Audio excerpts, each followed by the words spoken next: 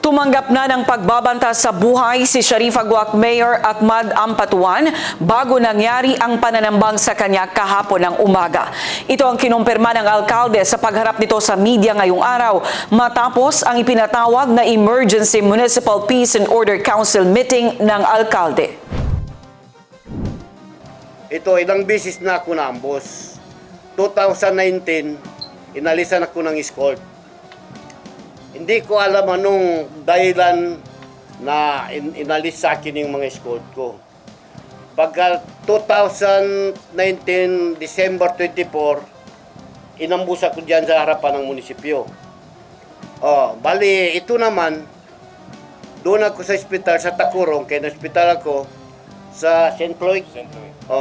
Bali, isang araw pa ako doon, tumawag yung mga anak ko na lahat ng escort mo, pull out, asap.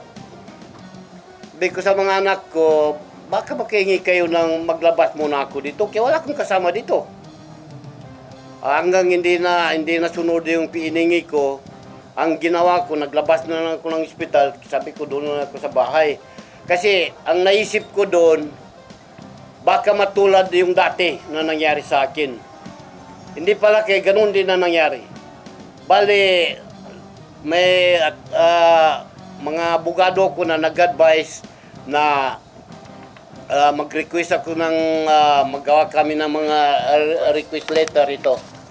Ito lahat ng kinaalis sa akin ng mga escort, inipa-blatter ko, i-request ko sa ating mga kasundaluhan na magbigay ako ng request na para makabalik.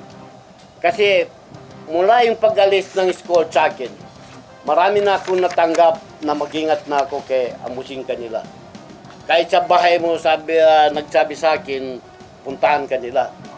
Bali, doon ako na sabi ko baka maulit na yung nangyari sa akin. Tuwing naalisan ako ng escort, sigurado na ganito yung mangyari.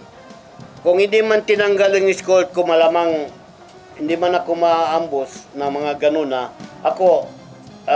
Sinabi ko na sa inyo na kung may escort lang ako na ganun, mga 3, 2, wala akong natanggap na ambusin ako.